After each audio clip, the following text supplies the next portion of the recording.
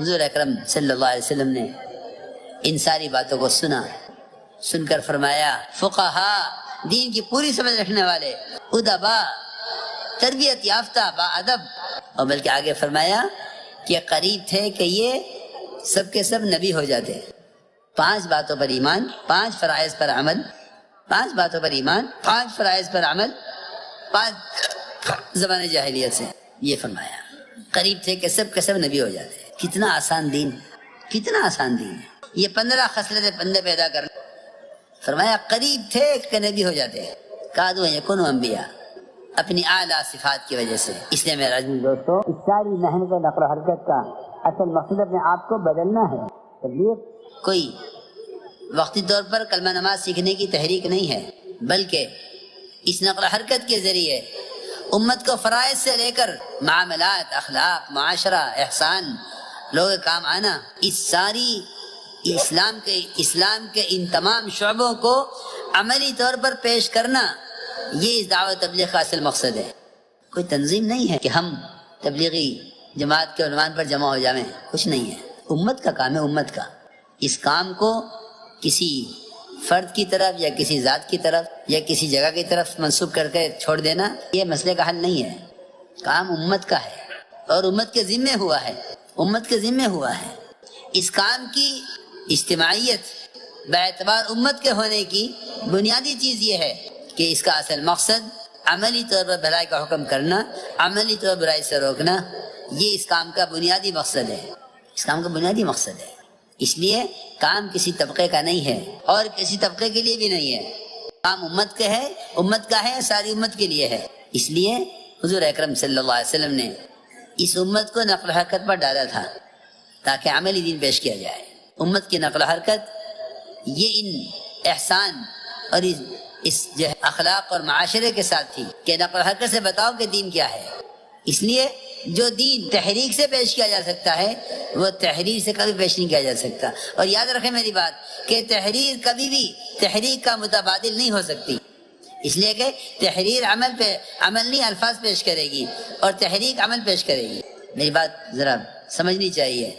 نقل و حرکت، خروج، امت میں گھسنا، ملک اور ملک پھرنا، یہ تحریک ہے، حرکت میں آنا ہے۔ عملی اسلام حرکت سے پیش کیا جائے گا، عملی اسلام تحریر سے پیش نہیں کیا جا سکتا۔ اس لیے مولانا عبید اللہ صاحب بلیاوی رحمۃ اللہ علیہ، اللہ غریق رحمت کرے، فرماتے تھے یہ کام قلم کا نہیں ہے، قدم کا ہے۔ اور پھر عجیب بات فرمائی ہنس کے، کہنے کہ اس زمانے میں فون سے لوگ بات کر لیتے ہیں دین کی، یہ کام فون کا نہیں بلکہ خون کا ہے۔ جتنا رواج سے بچاؤ گے اتنا مجاہدہ وجود میں آئے گا، جتنا مجاہدہ وجود میں آئے گا اتنی خیر کی باتوں کا مکاشفہ ہوگا، اتنی خیر کی باتیں کھلیں گی۔ اس لیے کوئی تنظیم نہیں ہے بلکہ دعوت اللہ کی وہ نقل حرکت ہے جس پر صحابہ مجتمع ہے۔ اس لیے میرے دوستو عزیزو، اللہ کے راستے میں پھرنا اللہ کے امر کی وجہ سے ہے، اللہ کے راستے میں نکلنا اللہ کے امر کی وجہ سے ہے۔ ہم اس کام کو اللہ کے حکم کی وجہ سے کرتے ہیں، کیونکہ اللہ کے راستے کی نقل و حرکت میں کمی آنا یا اس کے تقاضوں کو چھوڑ کر بیٹھ جانا یہ اللہ کی ناراضگی کا سبب ہے۔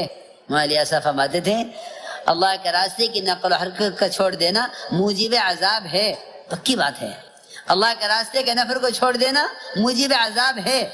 اس امت کی مثال دے کر کہا گیا ہے کشتی کی سوار ہے، اگر غلط کرنے والوں کو نہیں روکو گے تو عبادت کرنے والے بھی ڈوبیں گے۔ پوری امت کشتی کی سوار ہے۔ یہ بات نہیں کہ ہندوستانی کشتی الگ ہے، امریکہ کی کشتی الگ ہے، یورپ کی کشتی الگ ہے، افریقہ کی کشتی الگ ہے، ایسا نہیں ہے۔ پوری کی پوری امت سر آدھے بکھری ہوئی ایک کشتی کی سوار ہے۔ اس کشتی میں جہاں جو سوراخ کرے گا سب ڈوبیں گے۔ نجات صرف ان کے لیے ہے جو دعوت اللہ پر ہیں۔ اسی طرح ہے قرآن میں فلما نسوا ما ذکروا به انجینا الذین ینہون عن السوء۔ دعوت، نجات صرف دعوت میں رکھی گئی ہے، نجات صرف دعوت میں رکھی گئی ہے۔ یہ قرآن کی آیت شروع میں پڑھ لی تھی کہ اللہ نے قسم کھا کر فرمایا ہے ساری انسانیت خسارے میں ہے سوائے ان لوگوں کے جو ایمان لائے، اعمال صالحہ کریں اور دوسروں کو ایمان اعمال صالحہ پر آمادہ بھی کریں۔ نجات ان کے لیے ہے، خسارے سے یہ بچیں گے۔ اس لیے میرے دوستوں ان واقعات پر غور کرو صحابہ کے، جہاں خروج میں نقل و حرکت میں کمی آئی وہاں اللہ کی طرف سے ناراضگی ہوئی، وہاں ناراضگی ہوئی جہاں نقل و حرکت میں کمی آئی۔ اس لیے یہ بات یاد رکھو کہ امت کو ارتداد سے بچانے اور امت کو اللہ کے فرائض پر لانے کے لیے نقل و حرکت کا کوئی متبادل نہیں ہے۔ یہ کہنا کہ بات وہاں پہنچ گئی مولانا الیاس صاحب فرماتے تھے دین کی بات کا پہنچانا تبلیغ نہیں ہے، خود جا کر دعوت دینا تبلیغ ہے۔ جتنے بھی اسباب اور ذرائع نشر و اشاعت کے ہیں یہ سب خلاف سنت ہونے کی وجہ سے بے اثر ہیں۔ سنت یہی ہے کہ خود جا کر دعوت دو، سنت یہ ہے کہ خود جا کر دعوت دو۔ حضور اکرم صلی اللہ علیہ وسلم خود تمنا کر رہے ہیں میں اللہ کے راستے میں نکلوں، شہید کیا جاؤں، پھر زندہ کیا جاؤں، پھر شہید کیا جاؤں، پھر زندہ کیا جاؤں، پھر شہید کیا جاؤں۔ یہ تمنا آپ کی ہے۔ مدینہ منورہ میں مرنے والوں کو کسی اچھی خوشی سے نہیں دیکھا جاتا تھا، بلکہ مرنے والا مرنے سے پہلے تمنا کرتا تھا کاش اللہ کے راستے میں نکل کر مرتا، اور مرنے والے کے بارے میں ملامت کی جاتی تھی کاش یہ مدینے میں نہ مرتا، اللہ کے راستے میں مرتا۔ اس کی موت دین کی حیات کا ذریعہ بنتی۔ یہ میرے دوستو عزیزوں، یہ نقل و حرکت اس میں کمی کا آنا اللہ کی ناراضگی کا سبب ہے۔ یہ بات جاننی چاہیے سب کو۔